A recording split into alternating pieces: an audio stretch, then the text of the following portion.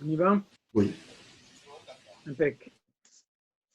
Alors, donc on commence. C'est un verset qui vient de la Haftara de cette semaine, hein. La paracha nous raconte comment Moshe Rabbeinu envoyait des Meraglim, des explorateurs. Et donc, la Haftara reprend toujours l'idée de la paracha. Donc, dans la Haftara, on nous parle des deux Meraglim qui ont été envoyés par Yoshua. Donc le verset dit Vaishlach Yoshua Minashitim, depuis les Shittim, Yoshua a envoyé Shnaim Anashim Meraglim, deux explorateurs, Cheresh, secret, les morts, et il a dit à ces deux explorateurs le Chou où est Haaretz, allez visiter le pays, Ve'et Yericho, et surtout Yericho, Jéricho. Donc on voit que quand Moshe Rabbeinu, il envoie des explorateurs, il leur demande d'explorer tout Eretz Israël en général. Inversement, Yoshua, il les envoie plus spécifiquement à Yericho. Alors l'Admor Zaken nous dit, Ve'hine bevadai lo asa Yoshua mida'ato. La Torah nous dit simplement le Yoshua a envoyé des Meraglim. Donc vraisemblablement, Yoshua n'a pas envoyé ces Meraglim de sa propre décision. C'est Dieu qui lui a demandé de le faire. Donc il a reçu une injonction de Dieu. Dieu lui demande d'envoyer des Meraglim et à la suite de ça, il envoie ces Meraglim. Par contre, les Meraglim chez Shalach Moshe Ktiv, à propos des Meraglim de Moshe, qu'est-ce que nous dit la Torah? Shlach lecha. Dieu dit à Moshe, envoie pour toi. Et les Chachamim nous expliquent qu'est-ce que ça veut dire, envoie pour toi, les da'atecha, selon ton avis à toi, ani eni metzavelach. Moi, Dieu, je ne te donne aucune mitzvah de le faire, je ne te donne aucun ordre à ce propos-là. Donc, première question, première différence, pourquoi à l'époque de Moshe, quand Moshe envoie des miraglim, Dieu dit, moi, je n'interviens pas, si tu veux les envoyer, c'est toi qui en prends la décision, c'est pas moi. Et par contre, à l'époque de Yoshua, puisqu'on ne nous dit pas le contraire, on n'a aucune raison d'imaginer que Yoshua l'a fait lui aussi de son propre avis. Donc, c'est Dieu qui lui demande d'envoyer des miraglim. Alors pourquoi dans un cas, Dieu dit je n'interviens pas, et dans le deuxième cas, Dieu demande de les envoyer? Les Havin Inyanze, on va essayer de comprendre ce sujet-là. Chez Bechol Eretz Israël, l'autre Siva Hashem Itbarech Lishloach Meraglim, c'est qu'à l'époque de Yeshua, donc on voit que là, cette fois-ci, c'est Dieu qui donne un ordre d'envoyer des Meraglim. Seulement, quand Moshe Rabbeinu envoie des Meraglim, il les envoie dans tout le pays, ce qui est le plus logique. Quand on veut envoyer des espions pour reconnaître le pays qu'on veut conquérir, alors on envoie les espions dans tout le pays.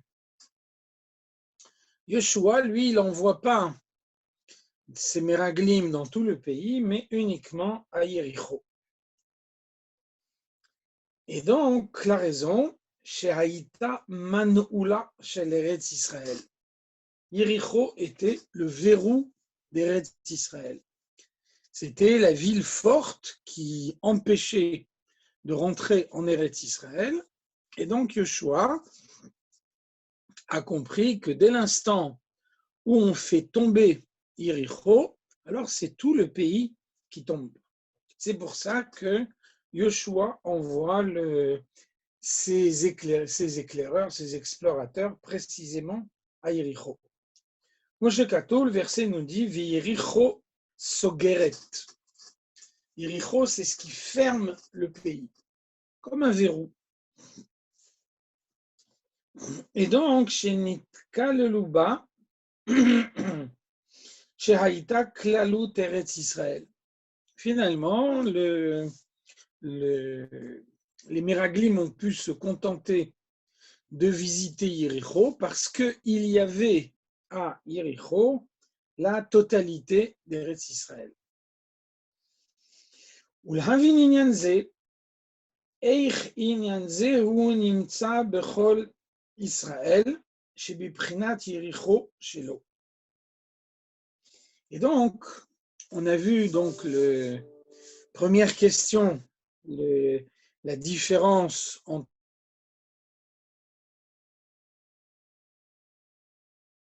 Yoshua qui en reçoit un. Deuxièmement, Moshe qui envoie des Meraglim dans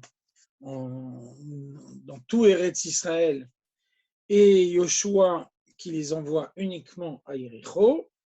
Troisième point qui est soulevé par l'Admour Hazaken, chaque idée de la Torah délivre systématiquement un enseignement moral. Donc, qu'est-ce que c'est la conquête du pays de Canaan pour en faire Eretz Israël, la conquête d'un pays qui est éloigné de la volonté de Dieu pour en faire un pays qui fait la volonté de Dieu, la man nikra shma Eretz. Pourquoi Eretz Israël s'appelle Eretz? Sheratzta la'asot retzon kona. Parce que ce pays a voulu faire la volonté de Dieu. Eretz, le pays, est de la même étymologie que Ratzon, la volonté. Donc, comment on transforme une terre sauvage, un endroit sauvage, en endroit qui veut faire la volonté de Dieu? Pour nous, dans la dimension morale, ça veut dire transformer sa personnalité, transformer son âme animale qui est par nature attirée vers les plaisirs du monde, la transformer en Eretz Israël, c'est-à-dire faire que l'accomplissement de la volonté de Dieu soit son désir naturel. Et donc, qu'est-ce que nous apprend la paracha? Hu tsarich meraglim. De la même façon que Moshe voulait conquérir Eretz Israël, il a envoyé des meraglim. Yoshua voulait conquérir Eretz Israël, il a envoyé des meraglim. Alors, un homme veut conquérir sa propre personnalité, il veut conquérir sa propre âme animale, alors il doit s'envoyer des meraglim à lui-même. On va voir ce que ça veut dire. Ou beprinat shar Eretz Israël shelo en tsarich meraglim. Et ensuite, on voit que le Yoshua envoie des meraglim à Yéricho et il n'en envoie pas dans le reste d'Eretz Israël. Donc, de la même façon, quelqu'un veut conquérir son âme animale, il veut conquérir sa propre personnalité, alors il y a un point en lui qui s'appelle Yéricho.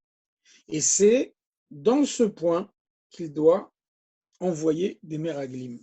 En revanche, dans le reste de sa personnalité, ce qui ne s'appelle pas Yéricho, là, il n'est pas nécessaire d'envoyer des meraglim. Donc, on va essayer de comprendre tout ça. Et donc, voilà l'explication. Inactive, le verset nous dit Ve'Avraham zaken ba beyamim. Abraham était âgé, avancé dans les jours. Donc, si on regarde ce verset au sens simple, on a l'impression qu'il y a ici une redondance, une répétition. Hein. Être avancé dans les jours, c'est être âgé. Donc, on nous explique dans la Chassidoute que il était non seulement Zaken, il était non seulement un homme âgé, mais en plus, Ba Beyamim, il s'était avancé dans chacun des jours de sa vie, c'est-à-dire qu'il avait rempli chaque jour de sa vie du contenu qu'il devait avoir. On peut imaginer quelqu'un qui arrive à un certain âge et qui s'aperçoit qu'il n'a rien fait dans sa vie. Donc Avraham Avinu, lui, quand il est arrivé à un certain âge, alors il a pu dire, moi je n'ai jamais raté une opportunité qui se présentait à moi. Chaque fois que j'ai eu la possibilité de faire quelque chose de bien, j'ai saisi cette occasion de sorte que jamais je n'ai raté une occasion de faire le bien. Donc c'est ça, Ba Beyamim. Pirouche Bezohar, le Zohar explique, chez Nitlabesh Beyamim. Il s'est investi dans ces jours. Chaque fois qu'il vivait un jour, il se demandait quel peut être le comportement de ces jours, qu'est-ce qu'il faut ajouter dans ce jour, qu'est-ce qu'il faut introduire dedans. Et donc, c'est en fonction des mitzvot que Dieu lui demandait ce jour-là qu'il a pu s'avancer dans les jours de sa vie. Donc, Shayamim Imprinat Levushin, le Zohar nous dit, une journée, c'est comme un vêtement. Un vêtement, il est tissé coupé d'une certaine façon, fait de tel tissu, avec une couture qui est faite de telle façon. Et donc, de la même façon, un homme reçoit des jours dans lesquels il y a un certain nombre de mitzvot qu'il doit accomplir.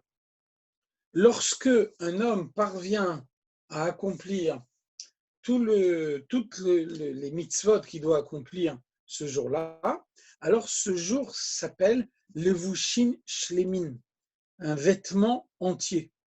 Inversement, si il n'arrive pas à accomplir les mitzvot qu'il doit accomplir ce jour-là, à ce moment-là, le vêtement devient levushin chaserin, un vêtement auquel il manque quelque chose, un vêtement incomplet.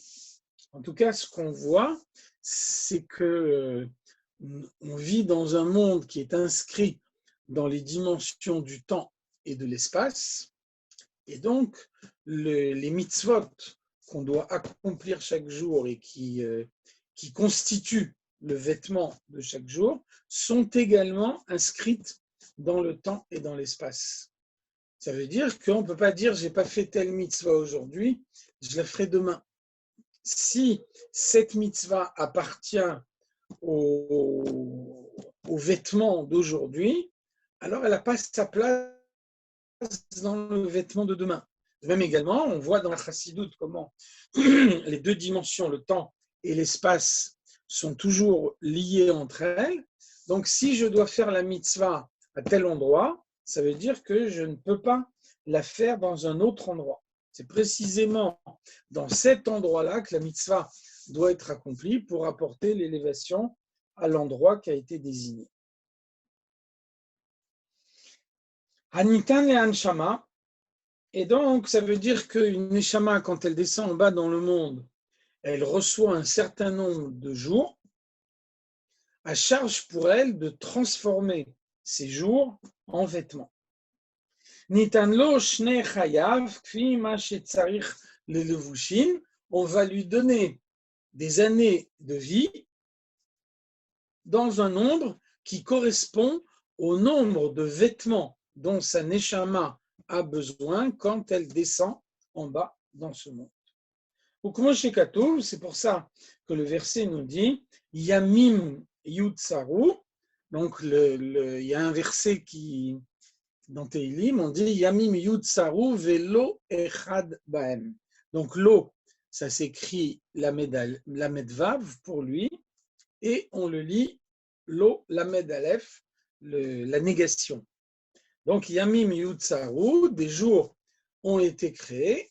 Velo echad bahem, et pas dans pas un seul de ces jours, un homme a la possibilité de la volonté de Dieu. Ça, c'est le sens simple du verset. L'explication de la chassidoute, c'est Yamim Yutsaru, des jours ont été créés, un nombre précis de jours a été créé. Un homme vient dans le monde, au moment où il arrive dans le monde, alors on fixe le nombre de jours qu'il doit vivre dans ce monde. Il ne pourra pas vivre un jour de plus que le nombre qui a été fixé par Dieu. Vélo, et par son intermédiaire, Echad, l'unité de Dieu, Bahem, se révèle en ces jours. Donc, un homme a un nombre précis de jours et le but de sa vie, c'est de mettre en évidence la présence de Dieu dans les jours que Dieu lui donne. Comment est-ce qu'il y parvient? C'est grâce à la Torah et aux mitzvot qu'il accomplit en ce jour-là. Donc, il y a un nombre de mitzvot fixés par Dieu avant même la naissance de l'homme qui doit être accompli chaque jour. Adam osek beyamav, et donc c'est de cette façon-là qu'un homme doit emplir ses jours. Et chol yom shebitel Torah mitzvot. Et si chas v'shalom, un homme a négligé l'étude de la Torah, a négligé une mitzvah un certain jour, alors à ce moment-là, chaser me'anshama alvush kfi erech bitulo. Son âme va quitter ce monde en manquant du vêtement qui aurait dû être fabriqué ce jour-là. Et plus la mitzvah qui a été ratée est une mitzvah importante, plus le vêtement sera manquant. Il faut bien comprendre aussi que quand on dit l'importance d'une mitzvah, ce n'est pas l'importance objective, ce n'est pas l'importance intrinsèque, mais c'est l'importance par rapport à cet homme. Qu'est-ce que ça veut dire? Ça veut dire que, par exemple, un homme dans une vie précédente a pleinement accompli une mitzvah. Ça veut dire que cette mitzvah, pour lui, dans sa deuxième vie, est, entre guillemets, moins importante. Ça ne veut pas dire, chas v'shalom, qu'il peut se dispenser de la mettre en pratique. Mais ça veut dire que, comme il l'a pleinement accompli dans la vie précédente, donc ce n'est pas pour ça que sa neshama est redescendue dans le monde. En revanche, s'il y a une mitzvah qu'il a négligée dans une vie précédente, alors sa neshama va redescendre dans le monde pour pouvoir appliquer cette mitzvah, compléter ce qui a manqué dans la vie précédente. À ce moment-là, cette mitzvah, même si dans sa définition absolue, elle est moins importante, pour lui, pour cet homme-là, elle va être très importante, parce que c'est pour ça que sa neshama est descendue dans le monde. Et précisément parce que cette mitzvah est très importante pour lui, le Yetzer Hara va l'attaquer beaucoup plus fortement. Et donc, si finalement il écoute le Yetzer Hara et il n'accomplit pas cette mitzvah, alors le manque qu'il y aura dans le vêtement du jour sera un manque très important. Donc, on va essayer maintenant de comprendre ce que sont ces vêtements spirituels de la Neshama. Velama tzricha aneshama lelevushin. Pourquoi une neshama a besoin de vêtements pour ne pas être une neshama nue? Qu'est-ce que c'est que ces vêtements?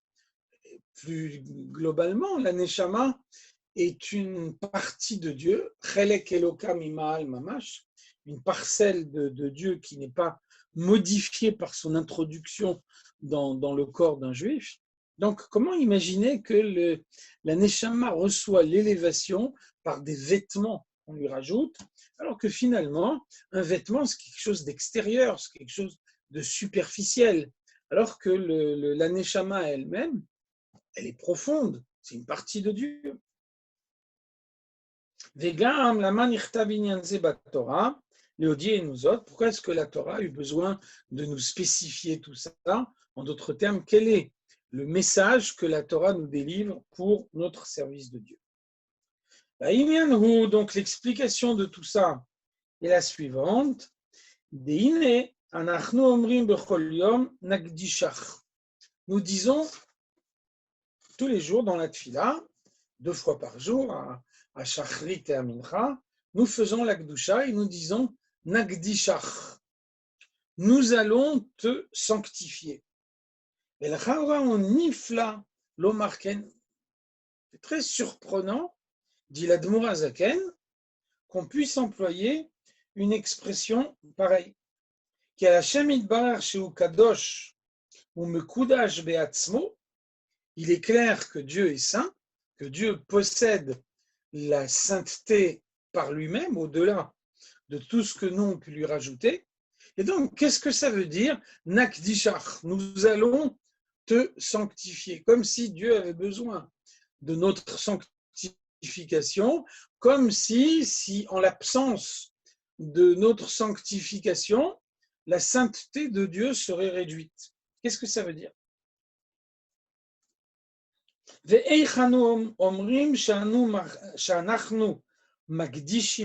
Comment nous pouvons même penser que c'est nous qui sanctifions Dieu? Donc, comment comprendre ces mots qu'on dit dans la Kedusha? Egam, lama omrim gimel peamim kadosh bemisparze dafka. Pourquoi dans la Kedusha on dit kadosh, kadosh, kadosh 3 fois? Et ça veut dire pourquoi 3 fois? Pourquoi ce chiffre-là précisément? Est-ce qu'on donne à Dieu 3 formes de Kedusha? Est-ce qu'il a besoin de notre Kedusha à nous? Achine, donc voilà l'explication de tout ça. A Torah nitna lanu beshlosha dvarim. La Torah nous a été donnée à travers 3, on dirait de nos jours, moyens de communication. Shehem, Machshava, Dibur ou Maaseh.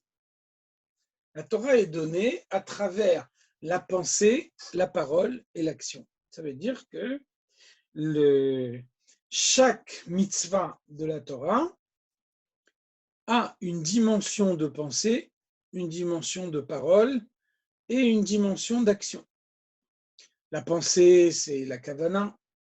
On se concentre pour pouvoir accomplir la mitzvah. La parole, on voit qu'il y a des mitzvot qui se font par la parole. Par exemple, le Birkat Hamazon, ou étudier à voix haute les dinim de la mitzvah pour mieux la comprendre, pour mieux. Ça, c'est mettre en pratique aussi la mitzvah par la parole. Et puis ensuite, il y a l'action concrète, la pratique concrète de la mitzvah qui existe dans toutes les mitzvot à la fois. Même par exemple, le Birkat Hamazon, qui est une mitzvah orale, alors on a un principe, on nous dit Akimat Sfatav Ave Maaseh. Le fait de bouger les lèvres est considéré comme étant une action concrète. Donc, dans toutes les 613 mitzvot, plus les 7 mitzvot des Chachamim, il y a une dimension de pensée, de parole et d'action. Une Neshama reçoit totalement l'élévation à partir du moment où elle a mis en pratique toutes les 620 mitzvot par la pensée, par la parole et par l'action. Alors qu'est-ce qu'on voit? La pensée, la parole et l'action sont précisément appelés les vêtements de l'âme. Le vouché hanefesh. Pourquoi est-ce que les pensées, les paroles et les actions sont des vêtements? Finalement, qu'est-ce que c'est qu'un vêtement? Un vêtement, c'est d'une part une adaptation de l'homme à d'autres personnes. Un homme qui veut entrer en contact avec d'autres personnes, il a besoin d'être habillé. C'est de cette façon-là qu'il peut ensuite rencontrer d'autres personnes. Ensuite, les vêtements, c'est également une adaptation à l'événement. On voit qu'un homme ne s'habille pas de la même façon le Shabbat et la semaine. Il ne s'habille pas de la même façon quand il va faire une action salissante ou quand il va rencontrer quelqu'un. Donc, la manière de s'habiller est adaptée à ce que l'on veut faire. Donc voilà, la pensée, la parole et l'action, c'est l'adaptation de sa personnalité à la mitzvah qu'on veut accomplir. On a dit avant, les vêtements de nos jours, on pourrait les définir comme des moyens de communication. On voit que la pensée, c'est le moyen de communiquer avec soi-même. Souvent, la pensée, c'est un moyen de formaliser ses idées en pensant, en réfléchissant. Alors, on arrive à structurer son esprit. Et donc, une idée qui n'est pas claire, si on veut la clarifier dans son esprit, on le fait par la pensée.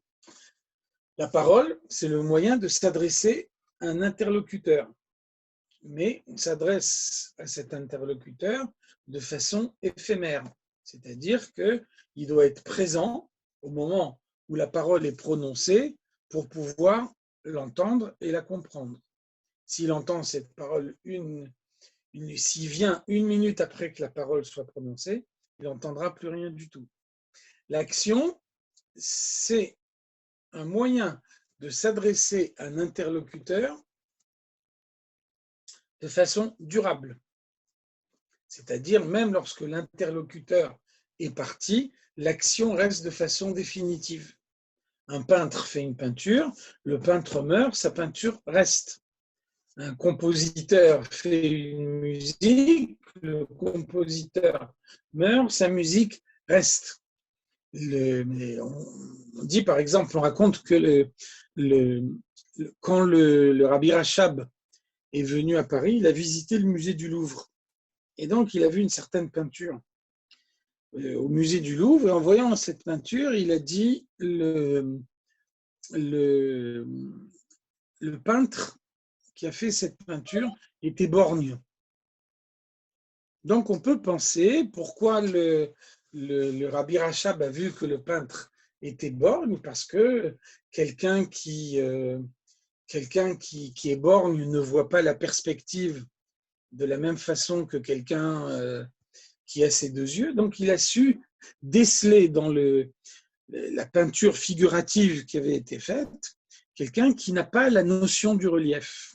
Donc, dans la chassidoute, on nous dit plus profondément, un homme est borgne, ça veut dire que les vêtements de son âme ne peuvent pas s'exprimer de la même façon. Les kélim de son corps, en l'occurrence un œil, ne lui permettent pas d'exprimer de la même façon ses pensées, ses paroles et ses actions. Donc, cette incapacité qu'il avait dans sa personnalité, il l'a projetée sur le tableau qu'il a réalisé. Et c'est la raison pour laquelle ce peintre est mort, mais la projection du fait qu'il était borgne, qu'il a fait dans sa peinture, on a pu la voir même après que lui ait disparu. Donc ce sont les levouché hanefesh, les vêtements de l'âme. Chez Kama mitzvot loyim bedibour levad, on voit qu'il y a des mitzvot qui se font uniquement par la parole. Par exemple, on a parlé tout à l'heure du Birkat Hamazon. Les Kama mitzvot loyim bemachshava levada. D'autres mitzvot dépendent uniquement de la pensée. La pensée, il y a des fois où si on n'a pas eu la pensée, on n'est pas yotsé. 3 premières bénédictions du Shmoné seraient les 2 premiers versets du Shema Israël. Un korban, quelqu'un apporte un korban, il n'a pas la pensée qu'il faut au moment du korban, il n'a pas accompli la mitzvah. Les kama mitzvot, tlouyim, même selvad. D'autres mitzvot dépendent uniquement de l'action. Si on a une mitzvah où la kavana n'est pas indispensable, par exemple, quelqu'un met les tefilines en pensant à autre chose. La chas, c'est qu'il a accompli la mitzvah. Il n'a pas besoin de les mettre une 2e fois. יטעה האדם לומר שאין בחינת גילוי אלוקות המתגלה בבחינת מעשה שווה לבחינת גילוי אלוקות Amidgalé Beprinat Dibour ou Marshava. Et donc, la Gemara Zaken nous dit ici, un homme peut facilement commettre l'erreur de penser que la révélation de Dieu obtenue par l'action concrète, quelque chose de physique, quelque chose qui modifie la matière du monde, est beaucoup plus effective, réelle, que celle qui est obtenue par la parole qui s'envole, et a fortiori la pensée qui est intérieure à l'homme et qui ne sort pas à l'extérieur. Chez Prinat Maaseh ou Mit Ave ou Mit Gashem Yoter. On voit que l'action concrète, elle prend une forme physique. Et donc, il y a quelque chose qui a été modifié dans le monde.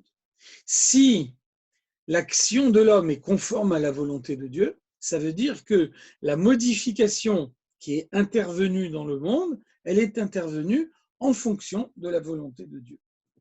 Gambi Prinat Domem, c'est valable également pour le minéral, pour le matériel, pour la partie inerte de la matière. Kemo Kesef ou Nechoshet Mimaase Atzdaka. Par exemple, une pièce d'argent ou une pièce de bronze est utilisée pour donner de la tzedaka. Ça veut dire que cet objet, cet objet matériel a subi une transformation. Au début, c'était un simple objet matériel. Maintenant, ça devient l'instrument d'une mitzvah. Vous connaissez l'histoire de ce chassid de l'Admour Hazaken qui a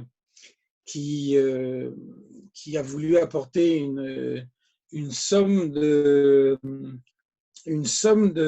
tzedaka au rabbi, à l'Admour Hazaken. Et donc, sa femme, quand elle a appris qu'il voulait donner tout cet argent à l'Admour Hazaken, elle a pris les pièces et elle les a fait briller. Et donc, après, quand son mari apportait l'argent à l'Admour Hazaken, alors l'Admour Hazaken a vu les pièces brillantes et il a dit, voilà, ça c'est ce qu'on peut appeler Yidur Mitzvah. On sait qu'un objet matériel va être utilisé pour accomplir une mitzvah, et donc on fait en sorte que cet objet matériel soit le plus beau possible. Donc comme il y a un Yidur dans les tefilines, on essaye d'acheter les plus belles tefilines, il y a aussi un Yidur dans la pièce qui est utilisée pour la tzedaka, qu'on rend brillante de cette façon-là. Et donc, c'est une erreur, nous dit l'Admour Hazaken, de penser que l'action est plus déterminante que la pensée ou la parole. Ki hakol shave etzlo idbarech. Par rapport à Dieu, tout est identique. Pensée, parole ou action, pour Dieu, c'est la même chose. Ki kula kame kelo chashiv, de la même façon que nos pensées et nos paroles sont insignifiantes devant Dieu, alors notre action concrète est également insignifiante devant Dieu.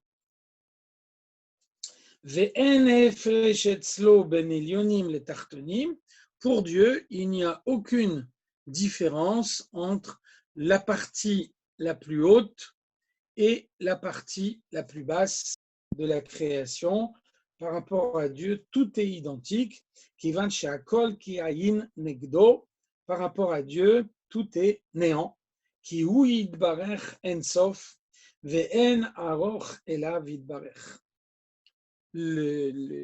est infini, et donc, par rapport à l'infini, le fini est négligeable.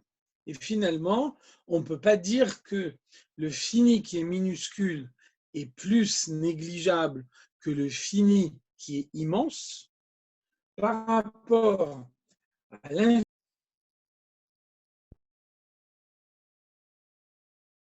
Donc finalement, qu'est-ce que c'est la mitzvah? La mitzvah, c'est un moyen de faire un pont, d'instaurer une relation entre Dieu et l'homme, c'est-à-dire entre l'infini et le fini. On voit que dans un autre texte, on voit que l'Admour HaZaken cite à ce propos l'exemple suivant. L'Admour HaZaken nous dit on peut imaginer un grand chacham qui vit dans le monde de la chorma. Et puis, à côté de lui, il y a un homme qui est profondément ignorant. Et donc, le chacham qui vit dans le monde de la chorma, pour lui, cet homme ignorant, il est inexistant. Il n'a pas de place dans la chorma. Et donc, il n'existe pas dans son monde à lui.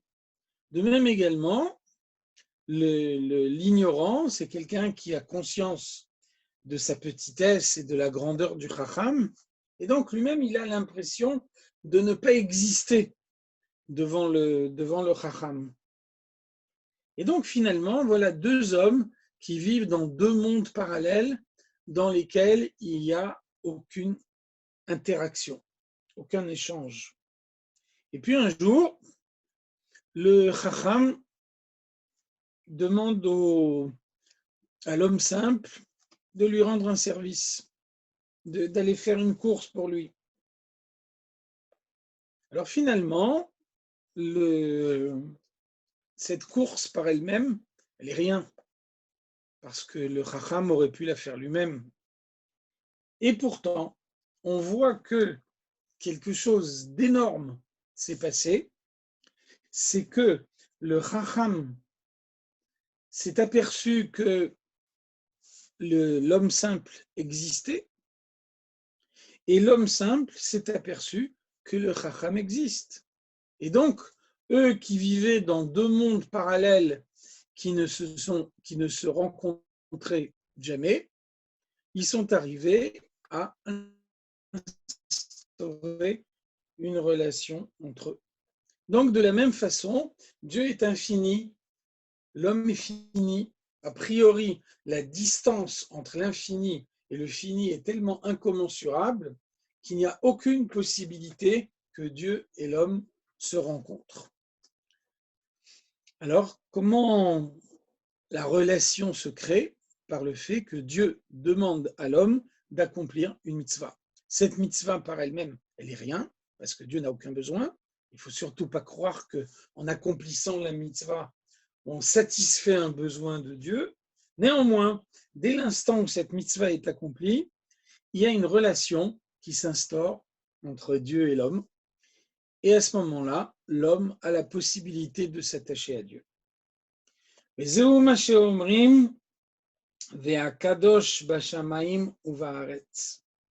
pour ça qu'on dit que Dieu est saint dans les cieux et sur la terre. Klomar, ça veut dire chez Prinat Shamayim ou Prinat Eretz Shave Etzlo. Dieu est saint, il faudrait dire de la même façon dans les cieux et sur la terre. Il est saint de la même façon dans le spirituel et dans le matériel.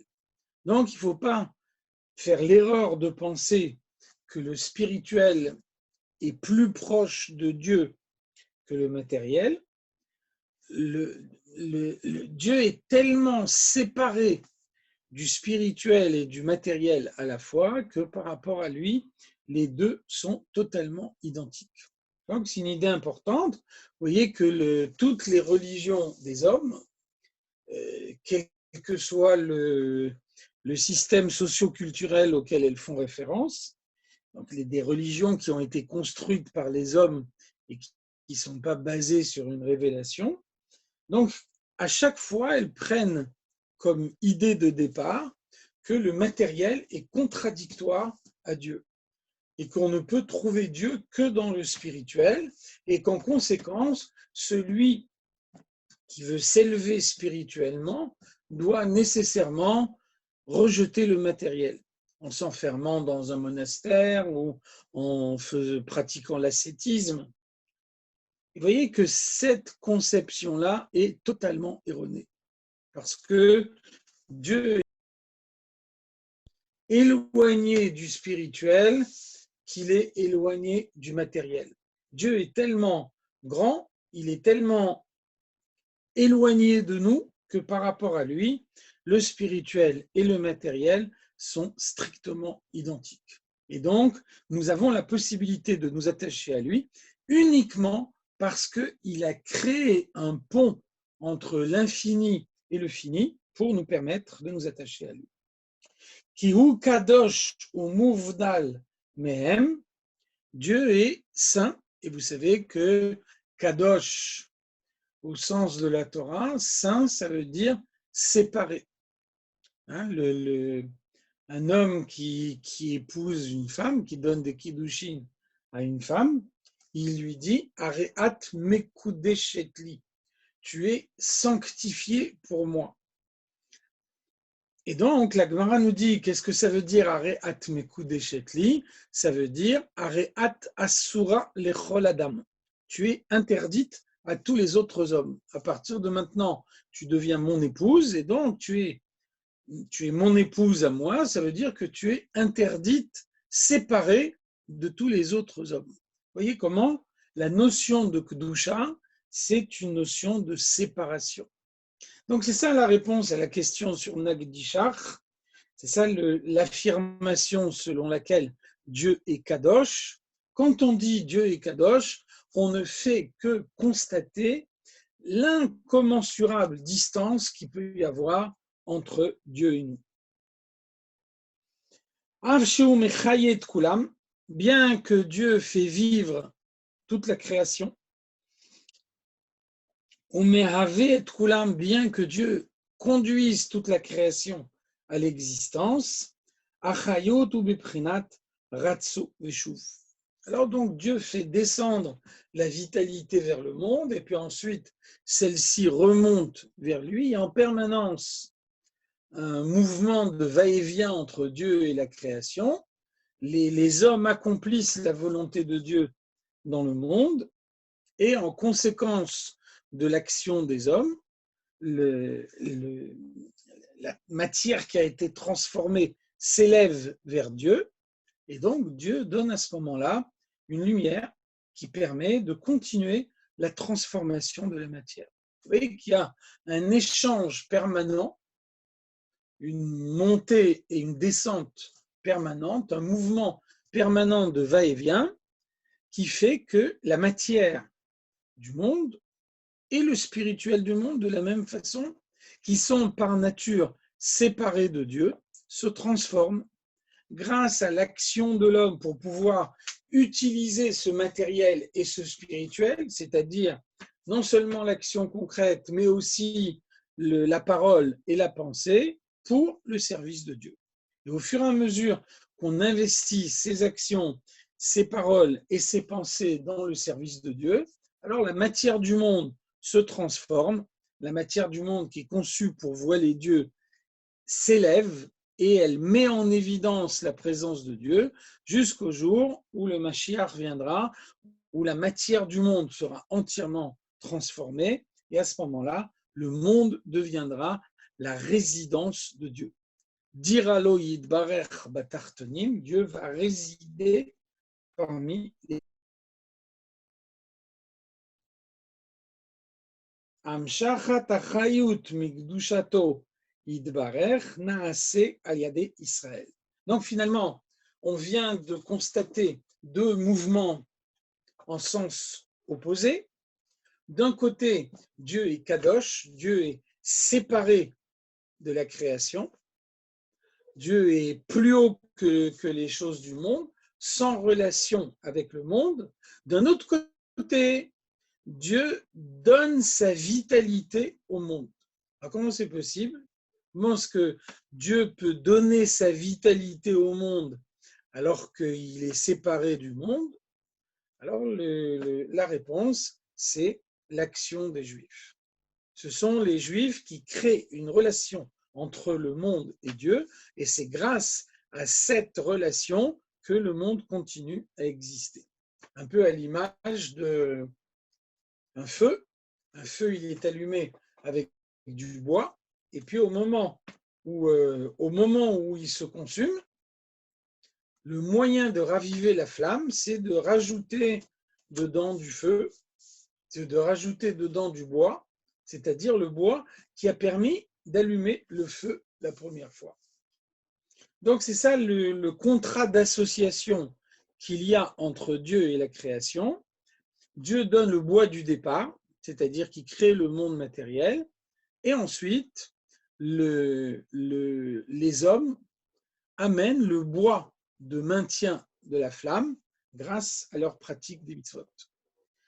Ça veut dire que si on pouvait imaginer, Chas v'Shalom, que tout le peuple juif cesse de faire des mitzvot, à ce moment-là, le monde retournerait immédiatement au néant et ce ne serait pas une punition. Je vous punis, si vous ne voulez pas faire mes mitzvot, je vous fais retourner au néant. Ce serait une conséquence directe de leur action. Ce sont les mitzvot des Juifs qui dévoilent la vitalité de Dieu et qui permet au monde d'exister. Donc, si les Juifs ne font plus de mitzvot, cette vitalité disparaît et à ce moment-là, le feu s'éteint. Moshe Katouv, et donc c'est en ce sens que le verset nous dit Umi ke'amcha Israël goy echad ba'aretz, qui est comme ton peuple Israël, un peuple unique sur la terre. Donc, un peuple unique, ça veut dire le peuple qui a reçu une mission que les autres peuples n'ont pas. Le peuple d'Israël a la mission de dévoiler la vitalité de Dieu dans le monde en utilisant les objets matériels du monde pour le service de Dieu. Et c'est pour ça que vous voyez que les nations du monde reçoivent 7 mitzvot. Ces 7 mitzvot sont uniquement des valeurs morales. Ces 7 mitzvot ne sont pas des actions concrètes. Parce que les autres nations ne sont pas chargées de transformer la matière du monde, c'est uniquement les Juifs qui sont chargés de le faire. Pirouche, donc qu'est-ce qui veut dire ce verset? Un Juif a la capacité, par sa pratique des mitzvot, de faire que dans ce monde matériel conçu pour voiler l'unité de Dieu, alors celles-ci apparaissent à l'évidence lorsque tous les objets matériels du monde sont consacrés à son service. Belachem, Omrim, Gimel Peamim Kadosh. Et donc, c'est pour ça, c'est la réponse à la question qu'on a posée avant sur la Kedusha. Pourquoi dire Kadosh, Kadosh, Kadosh 3 fois? C'est pour sanctifier nos pensées, pour sanctifier nos paroles et pour sanctifier nos actions. Les Hamshir Ktushato, Begimel Prinotelu Marshaba, Diburu Maase. Dans les pensées, les paroles et les actions, un juif doit ressentir la sainteté de Dieu, ce qui correspond également aux 3 parties de la Neshama, Nefesh, Ruach, Neshama. Nefesh, c'est ce qui est à l'origine de l'aspect végétatif de la vie. Nefesh, c'est la partie de l'âme qui est véhiculée par le sang. Donc c'est pour ça que le sang circule dans tout le corps et de cette façon-là, il conduit dans tout le corps le nefesh qui donne la vie à ce corps. Ruach, c'est la partie émotive, la partie sentimentale de la personnalité qui réside dans le cœur. Et neshama, c'est la partie intellectuelle de la personnalité, de l'âme, qui réside dans le cerveau.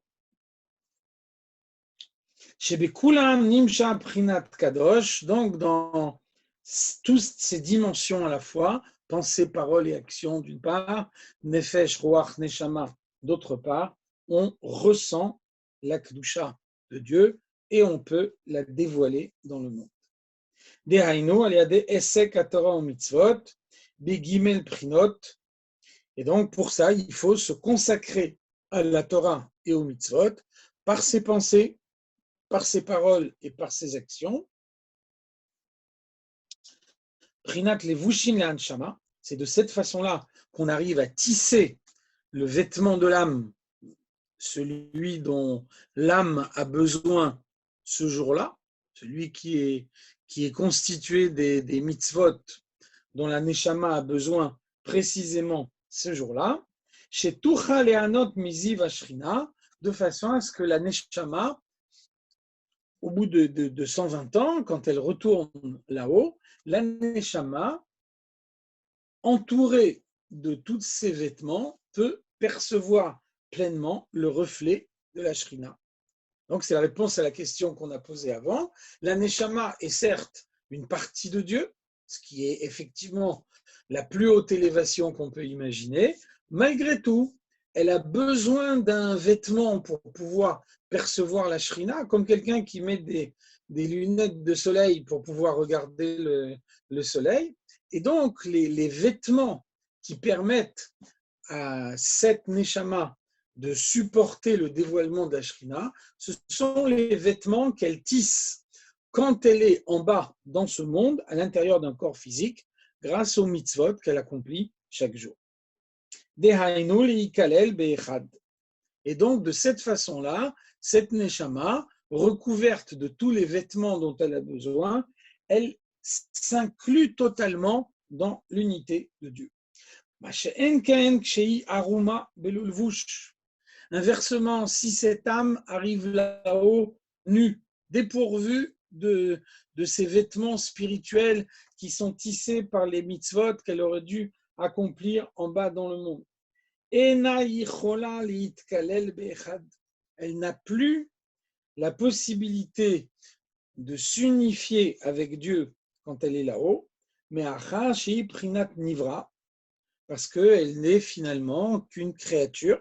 Et donc, les vêtements qui sont le moyen de créer un pont entre la créature et le créateur, elle n'a pas su les créer. Et donc, Vechol Nivra, Ove Venipsad, par nature, chaque créature est putréfiable. Ça veut dire qu'elle n'a pas d'existence définitive et donc elle n'a rien qui lui permet de créer une relation avec Dieu. Verachok meod miprinat echad, à ce moment-là, cette neshama qui est dépourvue des vêtements, cette neshama qui n'a pas su accomplir la mission qui lui était confiée dans ce monde, eh bien, arrivée là-haut, elle ne peut plus se connecter avec l'unité de Dieu. C'est pour cette raison que la neshama a besoin de vêtements. Aïnou machshavot Torah, elle a besoin de penser à des idées de Torah, mitzvot, shehen prinat levushin shemalbishin anshama ou makifim ota merasha ve'adragla. De cette façon-là, quand elle pense à la Torah et mitzvot, elle parle de la Torah et des mitzvot, elle agit en fonction de la Torah et des mitzvot, alors au fur et à mesure, elle se recouvre de vêtements spirituels et ce sont ces vêtements spirituels qui la vivifient et qui l'unifient avec Dieu. Vehem nimshachim miprinat echad, ces vêtements font la jonction entre cette âme et l'unité de Dieu. Il y a des yuchlu neshamot li kalel beechad. Et donc, c'est de cette façon-là qu'une neshama a la possibilité de s'inclure dans l'unité de Dieu. Donc, c'est le sens de ce verset qui nous dit que la neshama doit s'inclure dans le faisceau de Dieu, s'unifier totalement avec lui. Et ça, on peut le faire grâce à la Torah et aux mitzvot.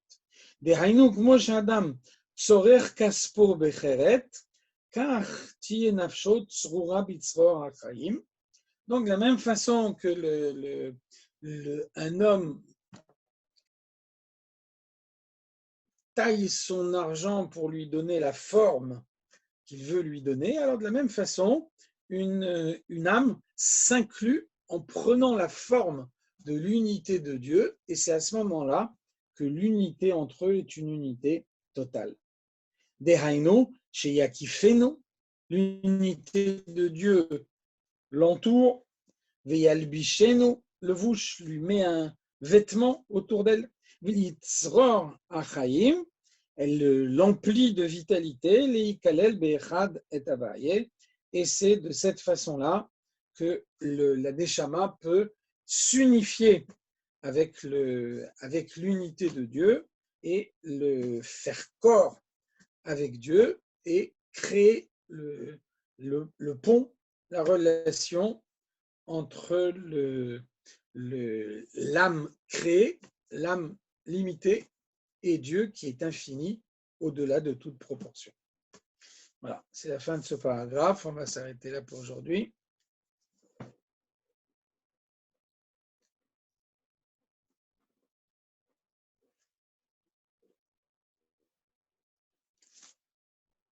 Chaim, tu as fini là?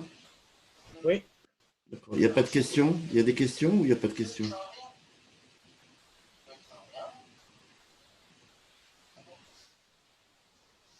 Il n'y a personne pour poser des questions?